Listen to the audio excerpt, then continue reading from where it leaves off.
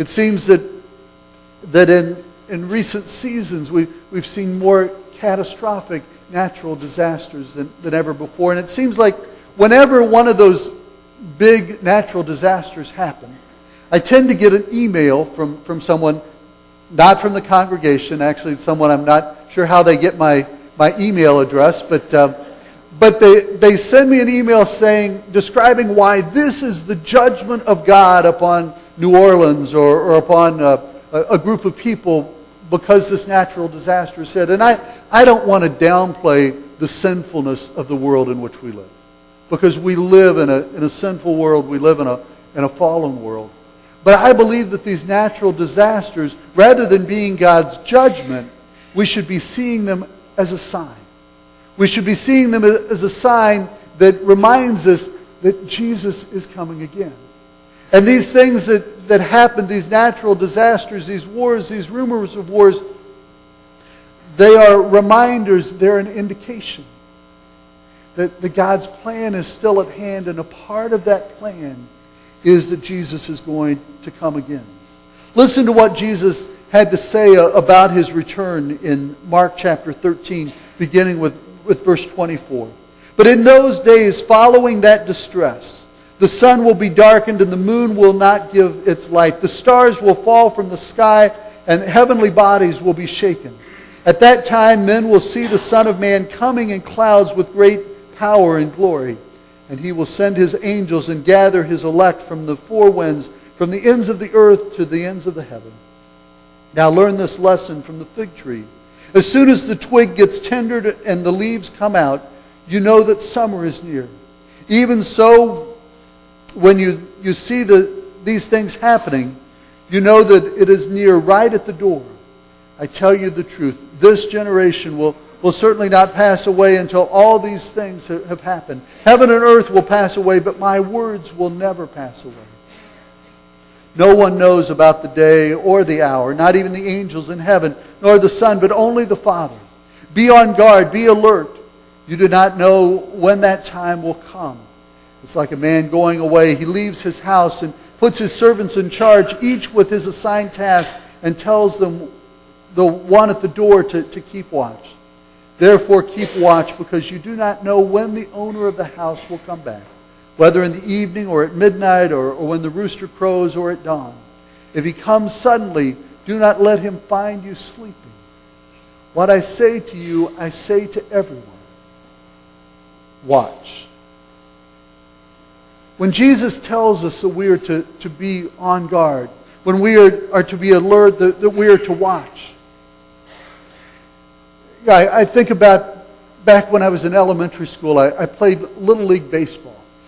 Now, when I played Little League Baseball, I normally played in the outfield. And it wasn't uncommon for the coach to yell out to the outfield, "Heads up out there." He was normally yelling that for a couple reasons, one of two reasons. One was someone was coming up to bat that was likely to hit the ball and maybe hit it into the outfield, and he wanted me to be ready if the ball came to me that I could catch it. Or he might also be yelling, "Heads up out there," because he knew that I was daydreaming and I needed to pay attention to the game. But as he was saying, "Heads up out there," he wanted me to be ready so that if the ball came to me, that I might catch it. Because that's why I was out there as an outfielder. He also might say, "Heads up out there," so that I could be focused on the game, and maybe I needed to be a backup for the third baseman or for the second baseman, and in case there was a ball that was overthrown, I could be there to back someone else up and help them out. Or maybe it was an issue that he said, "Heads up out there," so that if the ball came my way, it didn't hit me unexpectedly and hurt me. Well, as Jesus tells us in Mark 13 to be on guard, to be alert, to keep watch, he wants us to be ready. He wants us to be ready so that when Jesus returns, we're ready to meet him. As we have a relationship with him and Jesus returns, he promises to take the believers to be with him. Another reason that Jesus may tell us to watch, to be on alert, to be ready, is so that we can can help others out, so that we can point others in the direction of Jesus, so that we can kind of be their backup, to be their support, to point them in the right direction. Maybe another reason that he tells us to watch is so that when he comes, we're not left behind. So that we're not hurt by being left behind when Jesus returns. There are those who want to leave Jesus in swaddling cloths and in a manger. But as we remember his miraculous birth, we must also look expectantly toward the advent of his coming again. When it comes to the second coming of Jesus, Scripture gives us signs. Jesus tells us to be alert. He tells us to be ready. But there's a lot we don't know. Despite all the unanswered questions, that there are a couple things that we do know for sure. And that is that Jesus is coming again. And he wants us to live each and every day of our life in such a way that we're ready for that return. That we're ready to meet him when he returns. Now, there will be people who will not be ready to meet Jesus when he returns. Some will miss him because they've never been looking for him. They've never sought to connect with Jesus in their life. Others will not meet him because they're simply not prepared. And as we think about this Advent season, this season of preparation, it's not just about decorating our homes for Christmas. It's not just about the Christmas story, although that's an important part of it. But Advent is also a time for us to look at our spiritual life and to prepare to meet Christ when he comes again. Jesus tells a parable. He said it's like a man who goes on his way and puts his servants in charge.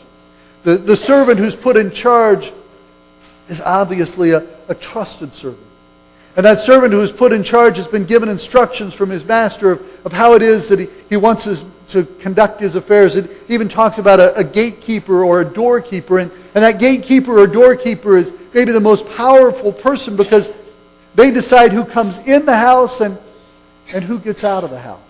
And what Jesus said is when the master returns, when he returns, it will be good to find that doorkeeper doing what he's supposed to be doing the will of his master. We have been entrusted with great truth. We have been trusted with great opportunities. When Jesus returns, and it's going to happen in an hour when we don't expect him.